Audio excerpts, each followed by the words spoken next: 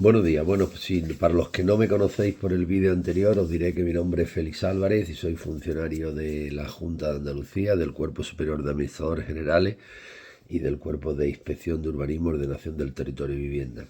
Durante años he impartido los temas de derecho constitucional en academias, como preparador particular y demás, y me han pedido que lo hiciera ahora para vosotros. Os voy a explicar el tema 2.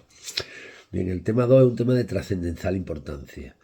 Ya su propio título nos lo está diciendo: derechos y deberes fundamentales, garantía y suspensión, derechos y deberes fundamentales. Estamos en el núcleo de la Constitución.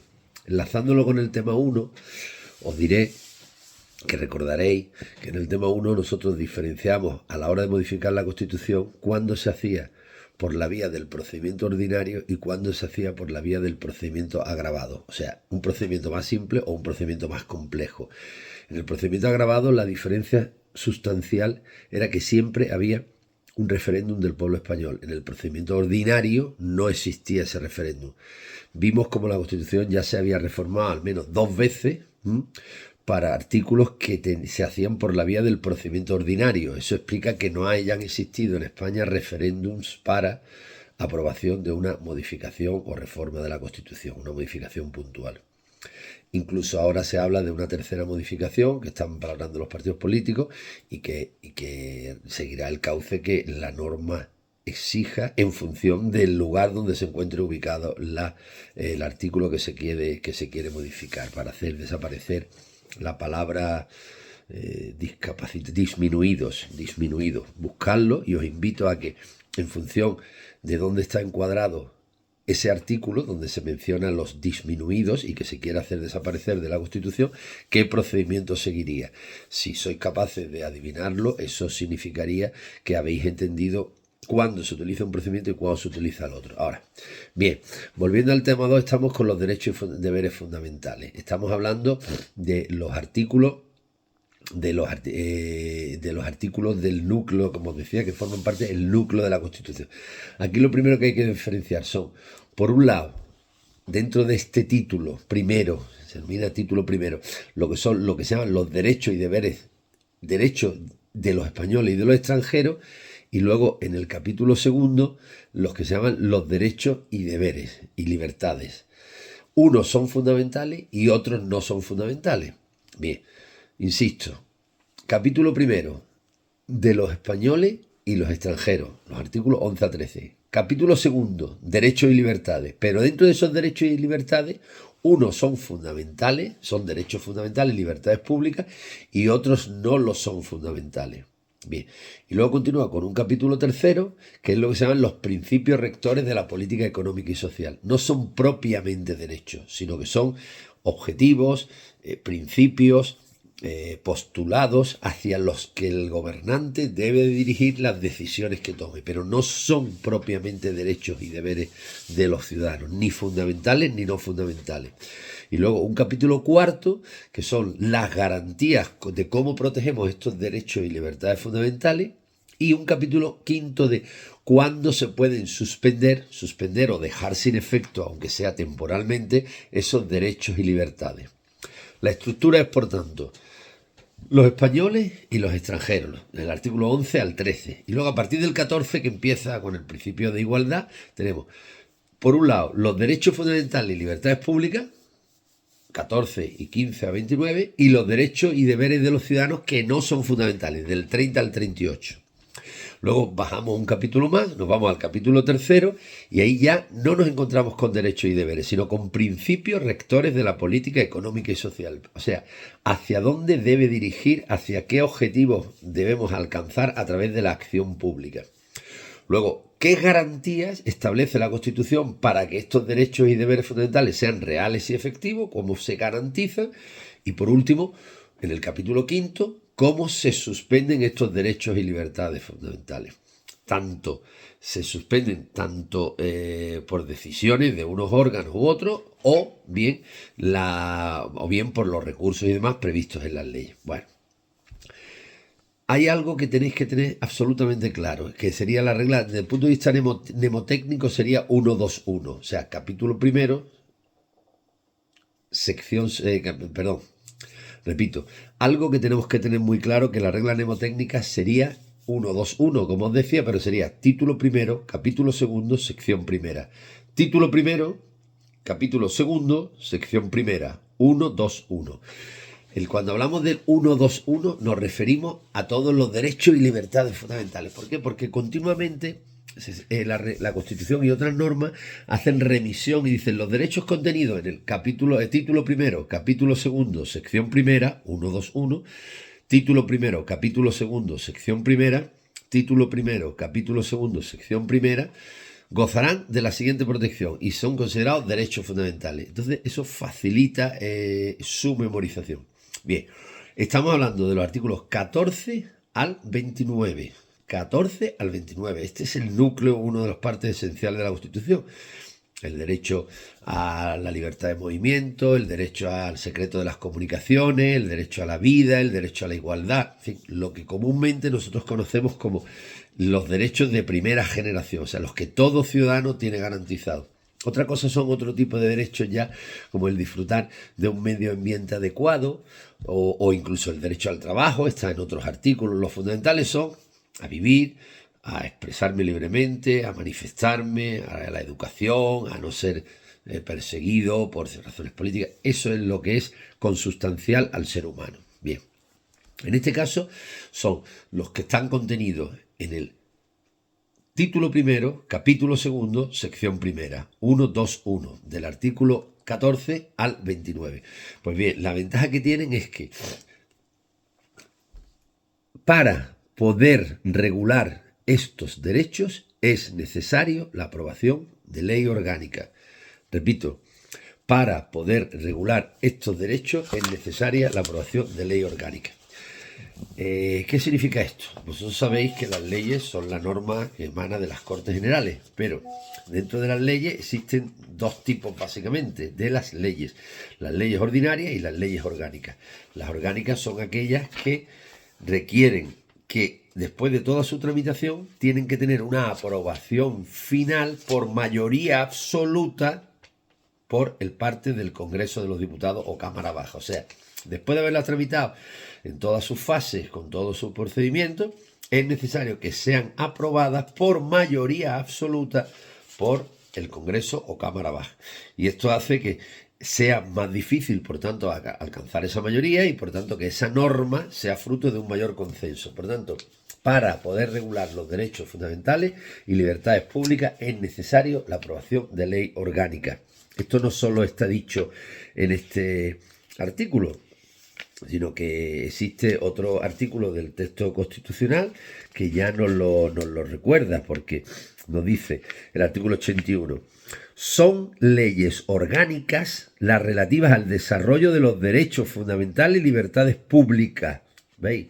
Las que aprueban los derechos fundamentales y libertades públicas son leyes orgánicas, como también son orgánicas las que aprueban los estatutos de autonomía, el régimen electoral general y otras leyes previstas en la Constitución, como por ejemplo la que regula el Tribunal Constitucional o el Defensor del Pueblo. Pero en todo caso, para regular los derechos fundamentales y libertades públicas del 14 al 29 hace falta la aprobación por ley orgánica. Primera requisito que la Constitución establece y que hace que estos derechos estén especialmente protegidos, digamos. Segundo, en caso de vulneración podemos acudir al Tribunal Constitucional ejerciendo el correspondiente recurso de amparo. Esto no nos pasa con otros derechos. Si la ley dice que se reconoce el derecho a la vivienda, pero no dispongo de una vivienda, yo no puedo recurrir en amparo al Tribunal Constitucional para que ese derecho se me garantice, porque no está dentro del título primero, capítulo segundo, sección primera, el 121. Además, este recurso de amparo dice también que la Constitución que es extensible a un derecho que no es fundamental en libertad pública, pero sí se protege mediante el recurso de amparo, que es el derecho a la objeción de conciencia del artículo 30.2.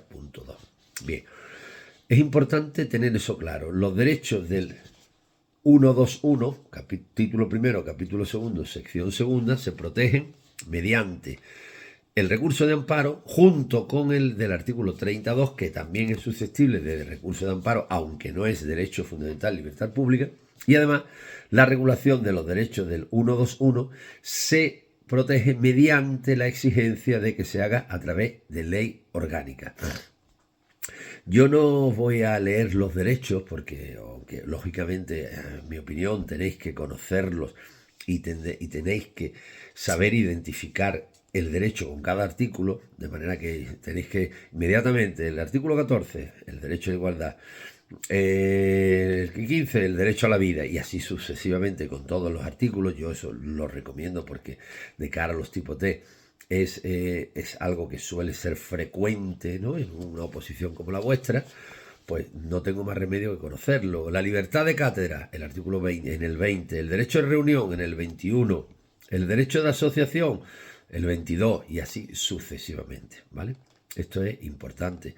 Yo me atrevería a decir que con todo el título primero, o sea, es que también con los principios rectores de la política económica y social, yo creo que en la protección de la salud, pues hay que saber que es el 43, el derecho a la vivienda el 47. Lo que sí os digo que una vez que os aprendéis esto, ya cualquier que sea el momento en el que tengáis que enfrentaros o la oposición a la que tengáis que enfrentaros, os va a ser útil. Esto es una constante absoluta en toda y cada una de las oposiciones, en todo y cada uno de los niveles, con un grado mayor o menor de protección. Bien, hay otro apartado que es importante, que es cómo se garantizan estos derechos. ¿Cómo se garantizan estos derechos que estamos estudiando? Bueno, pues en primer lugar tenéis que saber, primero, la Constitución proclama que estos derechos vinculan a todos los poderes públicos. Bueno, esto en realidad es algo que lo que hace es reforzar el nivel de protección, pero como tal, todo lo que está contenido en la Constitución vincula a todos los poderes públicos. Lo que pasa es que vincula en distinta medida. O sea, digamos que los derechos fundamentales vinculan de forma directa y los principios rectores vinculan en cuanto a que son objetivos a alcanzar, pero no puedo yo exigir de forma directa e inmediata que se dé cumplimiento. Retomando el ejemplo anterior, si yo veo privado mi derecho a la libertad, yo puedo exigir de las administraciones que me garanticen el derecho a la libertad y las administraciones tendrán que hacer lo necesario para garantizarme mi derecho a la libertad. Si yo me voy ahora a un principio rector de la política económica y social, como es el derecho a la vivienda, yo me dirijo a la administración y le pido una vivienda y no me garantiza de forma efectiva e inmediata el acceso a la vivienda. Pero sí debe dirigir sus políticas o sus decisiones encaminadas a garantizar el derecho universal dentro de los ciudadanos a una vivienda, que tampoco significa vivienda en propiedad, puede ser vivienda en régimen de alquiler, pero el derecho a una vivienda, pero no es una exigencia que yo pueda requerir de manera inminente e inmediata. Pero por tanto, en los fundamentales y libertades públicas se dicen vinculan a todos los poderes públicos. Como hemos aclarado, se regulan a través de ley orgánica y me puedo proteger en caso de vulneración ejerciendo el correspondiente recurso de amparo. Bien. Otros mecanismos que refuerzan estos derechos es que en el supuesto de que la norma reguladora incumpliera el mandato de la Constitución, o sea, como la norma que lo regula es una ley orgánica que tiene que respetar necesariamente el contenido de la Constitución, si se entendiera que esa norma restringe tanto el derecho o lo regula de manera que contraviene o vulnera la Constitución, frente a esa norma se podría interponer recurso de inconstitucionalidad ante el propio Tribunal Constitucional. O sea, el sujeto, la persona física que ve vulnerado el derecho, interpone recurso de amparo, pero el órgano legitimado por el Estado que considere que esa ley que regula ese derecho contraviene la Constitución puede interponer recurso de inconstitucionalidad. ¿Quiénes pueden interponer ese recurso de inconstitucionalidad? Lo veremos más adelante, los de 50 diputados, 50 senadores, el gobierno, tal. Es una manera de protegerlo por instancias públicas que tienen esa facultad, frente al recurso de amparo, que es un derecho del ciudadano. ¿Bien? Otra garantía de estos derechos importante, en el caso de que uno de estos derechos se vea vulnerado, yo tengo la posibilidad siempre de acudir a un procedimiento ante los órganos judiciales que se caracteriza por ser un procedimiento más rápido. Bien, un procedimiento más rápido que me garantiza que ese derecho se me protege de forma rápida y efectiva.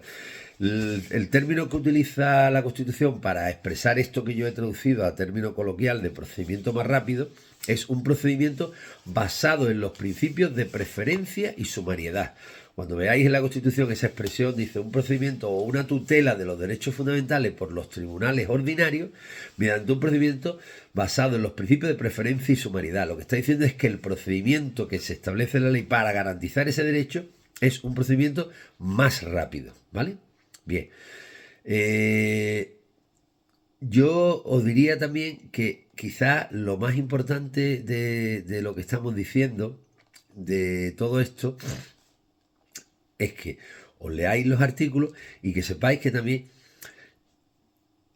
los derechos y deberes de los ciudadanos, ya no solo los fundamentales, que dijimos que se protegían a través del recurso de amparo, en caso de que fueran vulnerados y por un procedimiento basado en los principios de preferencia y sumariedad, sino los derechos en general, los fundamentales y no fundamentales, también podemos recabar la protección acudiendo a la figura del defensor del pueblo.